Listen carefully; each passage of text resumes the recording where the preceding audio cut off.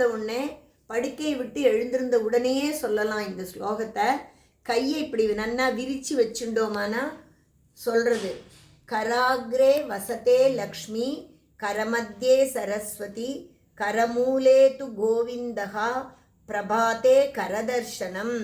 அர்த்தம் என்னன்னா, விரல் நுனியில் கை நுனியில் லக்ஷ்மி இருக்கா, கர மத்தியில் சரஸ்வதி இருக்கா, கரமூலே து கோவிந்தகா பிரபாத்தே கரதர்ஷனம். அப்படி நான் இந்த கையை பார்க்குறேன். இந்த 3 தேவர் 2 தேவிகளும் கிருஷ்ணனும் அதில் இருக்காருங்கிறத சொல்கிற ஸ்துதி இது. பல் தேய்க்க கூட வேண்டாம், எழுந்த உடனே இந்த கையை விரிச்சுண்டு சொல்லிவிட்டு அதுக்கப்புறம் என்ன சொல்கிறதுன்னா, சமுத்திர வசனே தேவி பர்வத ஸ்தன மண்டலே விஷ்ணு பத்னி நமஸ்துபியம் பாதஸ்பர்சம் க்ஷமஸ்வமே.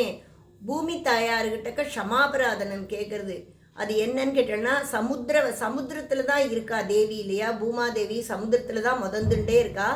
அவள் என்னோட காலை நான் உன் மேலே வைக்க போகிறேன், எனக்கு அதுக்கு மன்னிப்பு கொடு அப்படின்னு அவகிட்டக்க க்ஷமாபராதனம் கேட்குறது, மன்னிப்பு கேட்குறது தான் இந்த ஸ்லோகம்.